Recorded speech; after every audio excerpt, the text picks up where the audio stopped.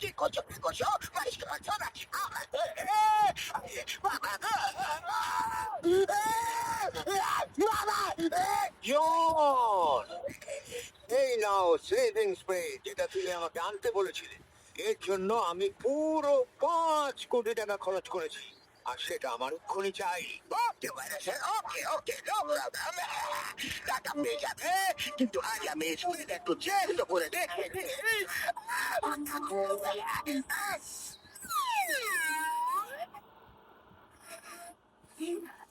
জন, তুমি একেই বন্ধুত্ব বলো? আমি আমার টাকা কিছুতেই ছেড়ে দেব না।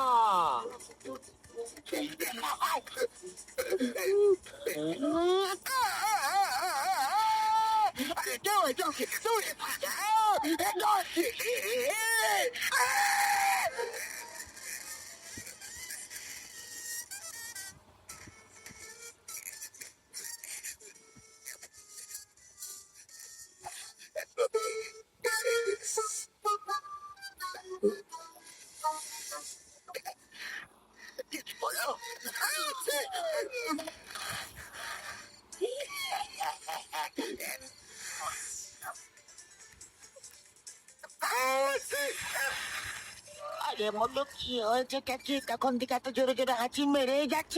ঘুমিয়ে পড়ো, চুপচাপ ঘুমিয়ে পড়ো।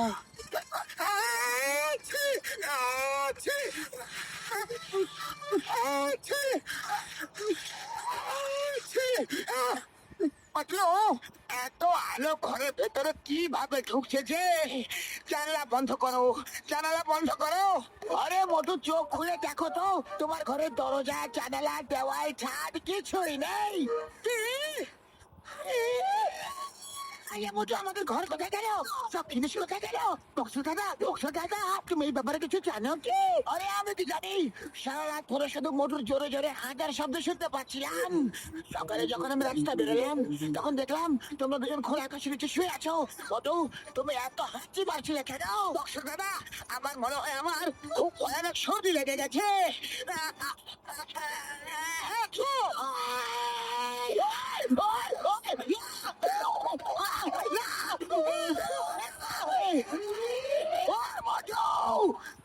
হাঁচি ছিল নাকি আমফান? বের করো আমাকে! সরি বক্সা দাদা, কিন্তু আমি তোমাকে বের করবো না। যদি আমি তোমাকে বের করি, তাহলে তুমি আমাকে খুব মারবে। আরে তুমি আমাকে বের করবে কিনা? যদি না বের করো, তাহলে আরো বেশি মারবো। আমাকে বের করে যাও।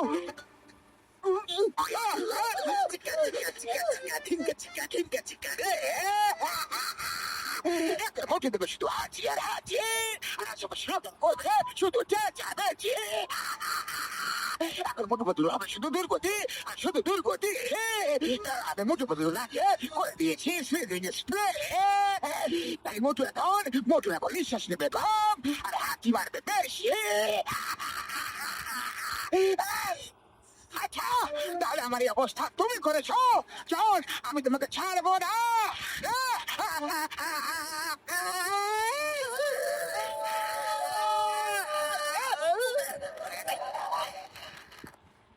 কত আমার হাঁচি আসার আগে চটপট করে কয়েকটা সিঙ্গারা খেয়ে নিস। হাঁচি আসার আগে এর মানে কি হইল মোটু? কিছু না, তুমি আগে চটপট করে গরম গরম কয়েকটা সিঙ্গারা দিয়ে দাও। তাহলেই লও না।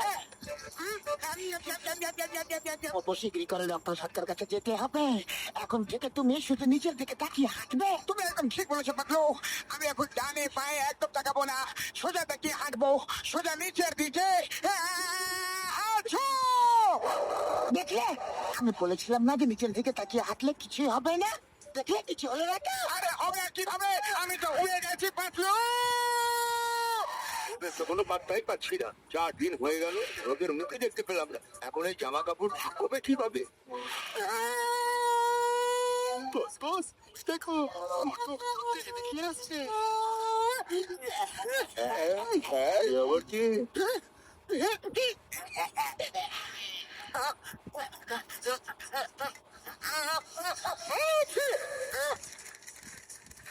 আমাদের জামা কাপড়!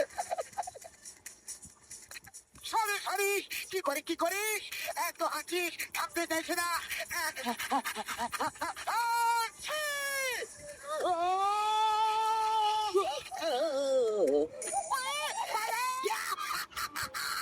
এবারে এইসব থোপারা মেরে মুখটা পিঠে পিঠে নোংরা কাপড় বানিয়ে ফেলবে।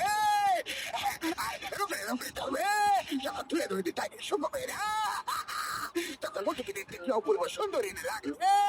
তো বাঁকাতে আগের মতো সকাল থেকে কোথায় কোথায় দৌড়ে বেড়াচ্ছ? মাত্র আমি কি করবো, কি করবো? আমার হাঁচি তো আমার প্রাণের শত্রু হয়ে উঠেছে যে। শীঘ্রই বাজার কাছে চলো, শীঘ্রই চলো। আরে আজ আমার স্বপ্ন পূরণ হতে দেখে খুব আনন্দ হচ্ছে। এই কলোনি শুধু তাদেরই জন্য যাদের কাছে আজ পর্যন্ত কোনো থাকার জায়গাই নেই। কলোনি রিডেভেলপমেন্টের কাজ খুব ভালো করে শেষ হয়েছে, তার জন্য সবাইকে আমার পক্ষ থেকে অনেক শুভেচ্ছা। মন্ত্রীমশাই, এই কাজটা আপনি সত্যি খুব ভালো করেছেন, খুব ভালো। কলোনি হওয়ার ফলে কত মানুষ থাকার জন্য ঘর পাবে।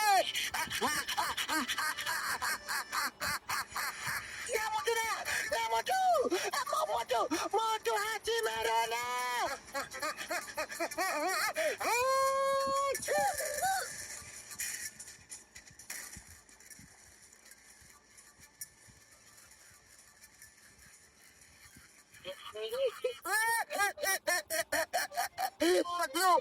আমার জন্য ঘর ঘর ছাড়া হতে হলো।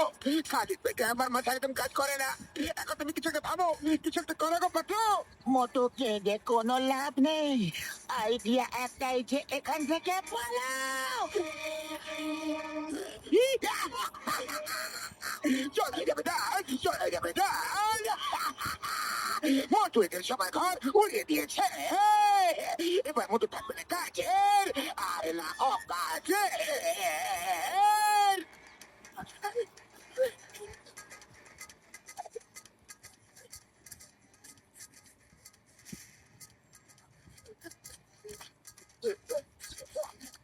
দাদা, দাদা হেল্প করো, সাহায্য করো।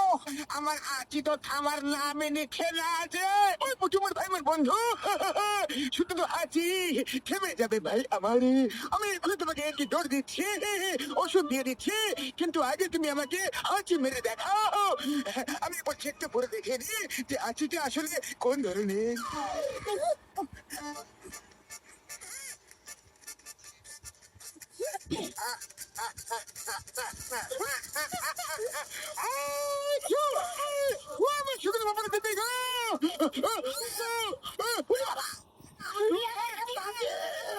আমি আমার 20 বছরের অভিজ্ঞতায় এরকম ঠিক কোনোদিনও দেখিনি।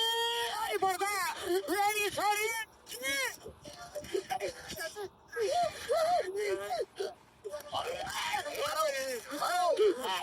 আপনারা প্লিজ প্লিজ শান্ত হয়ে যান। দেখুন, মোটু এইসব কিন্তু চেনে বুঝে করেনি, তাই না? হ্যাঁ বন্ধুরা, আসলে জন আমার নাকে কোনো স্প্রে করে দিয়েছে, তাই আমার বারবার হাঁচি আসছে। আমি অল্প অল্প করে সবাইকে ক্ষতিপূরণ দিয়ে দেব।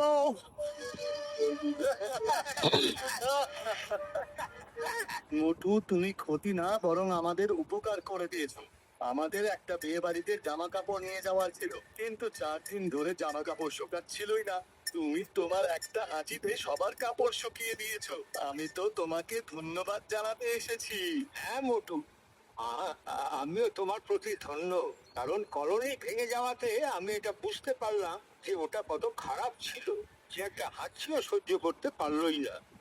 নাহলে কোনো বড় ঝড় কি করে সামলাবে? যদি লোকেরা ওখানে থাকতে শুরু করে দিত, তাহলে কত মানুষের প্রাণের ঝুঁকি হয়ে যেত। আমি ওই কন্ট্রাক্টরের বিরুদ্ধে কেস করব। এ তো আমার পুরো কাজটা উল্টো হয়ে গেল রে। ভেবেছিলাম সবাই মুটুকে মারবে, পেটাবে, ধরাই দেবে, কিন্তু এসে তো সবাই ওকে প্রশংসা মগ্ন হয়ে উঠেছে।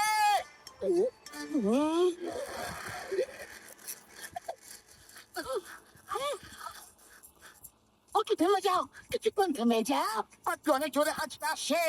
কি করি, কি করি? মুখ চলে করো, যত দিকে আছে হাঁচি মারো।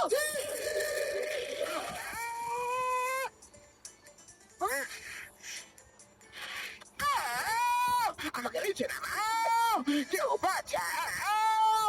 সাই মতো, সাই মতো, আমাকে বাঁচিয়ে নাও।